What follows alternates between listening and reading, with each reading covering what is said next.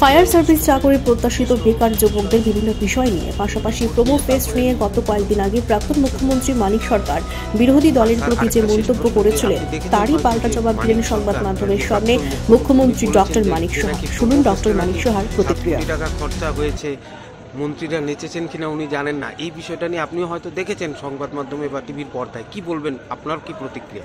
কি বলবো, কালকে তো তার উত্তর তো আমাদের ট্যুরিজমের মিনিস্টার তো সুশান্তবাবু তো বলেই দিয়েছে, এরপরে আর তো কিছু বলার থাকে না।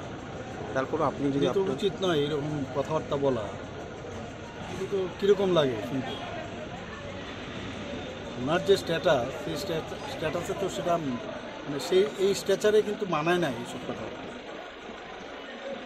মন্ত্রীরা নেচেছে কি না সব খবর আছে, 7 কোটি টাকা খরচা হয়েছে এটার খবর আছে, আর মুখ্যমন্ত্রীরা নেচেছেন কি না সেটার খবর নেই। যে সবকটাই ভাওতাবাজির মানে এইসব নিউজ দেয় মানুষকে বিভ্রান্ত করার জন্য। গণতন্ত্রের এখন মানে সুবিধা পেয়েছে, যা খুশি তাই বলছেন এবং গণতন্ত্রকে মিসইউজ করছেন উনি।